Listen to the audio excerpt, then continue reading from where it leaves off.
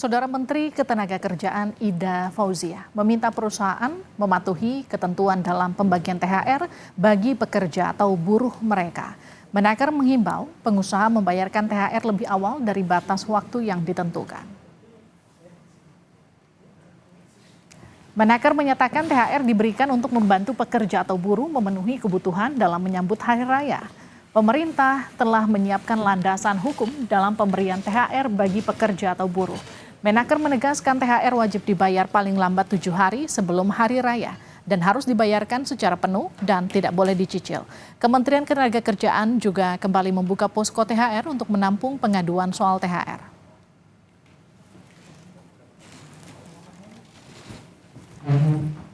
Bagi pekerja atau buruh di perusahaan, THR ini dimaksudkan untuk membantu meringankan beban biaya dalam memenuhi kebutuhan pekerja atau buruh dan keluarganya dalam menyambut Hari Raya keagamaannya.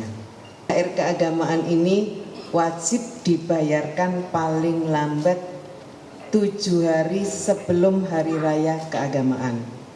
THR keagamaan ini harus dibayar penuh, tidak boleh dicicil. Sekali lagi saya pertegas kembali bahwa THR harus dibayar penuh dan tidak boleh dicicil. Sekali lagi saya menghimbau kepada perusahaan agar membayar THR lebih awal sebelum jatuh tempo kewajiban pembayaran THR keagamaan. Sesuai surat edaran Menteri Ketenagakerjaan tentang pelaksanaan pemberian THR keagamaan tahun 2024, THR diberikan pada pekerja atau buruh dengan masa kerja 1 bulan atau lebih. THR juga diberikan pada pekerja atau buruh dengan perjanjian kerja waktu tidak tentu atau perjanjian kerja waktu tertentu.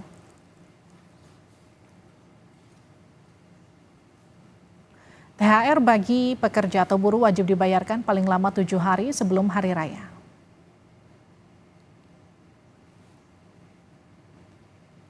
THR bagi pekerja atau buruh,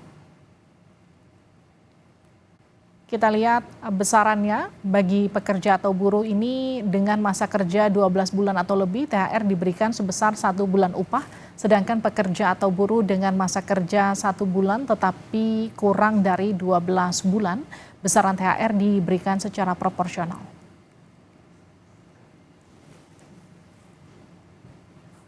THR bagi pekerja atau buruh wajib dibayarkan oleh pengusaha secara penuh dan tidak boleh dicicil.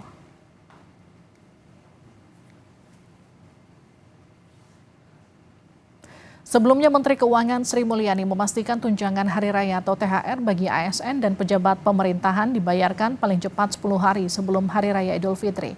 Selain THR, pemerintah segera membayar gaji ke-13 yang akan diterima pada Juni 2024 dan pembayaran selanjutnya setelah bulan Juni. Menkyu menambahkan anggaran yang digelontorkan untuk keperluan itu mencapai 99,5 triliun rupiah, di mana 48,7 triliun untuk pembayaran THR, sementara 50,8 triliun untuk gaji ke-13. Bahwa pembayaran dari THR dan gaji ke-13 sesuai yang disampaikan oleh Pak Mendagri adalah paling cepat ya, bukan paling lambat ya, paling cepat itu adalah 10 hari kerja sebelum Hari Raya. Hari kerja ya, jadi Sabtu Minggu nggak masuk dihitung kan. Untuk gaji ke-13 dibayarkan pada bulan Juni 2024 dan kalau belum dibayarkan pada Juni dapat dibayarkan sesudah bulan Juni. Total keseluruhan pembayaran untuk THR pusat dan daerah akan mencapai 48,7 triliun yang akan dibayarkan dalam 2 minggu akan dibayarkan pada bulan Juni untuk gaji ke-13 dari APBN dan APBD adalah 50,8 triliun rupiah. Soal THR bagi pekerja dan buruh, kita akan perdalam bersama jurnalis Kompas TV Gracia Adur di kantor Kementerian Tenaga Kerja. Grazia, Menaker Indo ingatkan pengusaha atau perusahaan agar patuhi ketentuan THR. Apa tindakan dari Kemnaker atau adakah sanksi bagi pengusaha yang tidak memenuhi ketentuan soal THR, misalnya dicicil atau terlambat diberikan? pengusaha akan diberikan sanksi yaitu berupa denda sebesar 5% dari total jumlah pekerja secara individu maupun jumlah pekerja yang tidak dibayarkan. Mengapa? Karena ini merupakan kewajiban yang harus dibayarkan oleh pengusaha, karena THR ini merupakan kewajiban dari pekerja karena sudah diatur dalam peraturan pemerintah nomor 36 tahun 2021 tentang pengupahan dan juga sudah diatur dalam Permenaker nomor 6 tahun 2016. Tadi Livi dan juga saudara, Menaker juga menyampaikan beberapa rincian untuk ada 2 pekerja yang berhak menerima THR. Di antaranya adalah pekerja dengan perjanjian kerja waktu tidak tertentu dan juga pekerja dengan perjanjian kerja waktu tertentu seperti buruh atau pekerja swasta.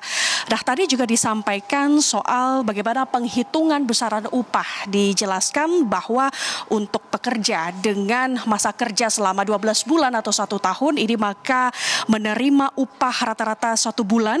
Kemudian pekerja harian lepas yang masa kerjanya ini kurang 12 bulan ini maka diterima secara proporsional atau upah 1 bulan dihitung berdasarkan rata-rata upah diterima selama masa kerja kurang dari 12 bulan.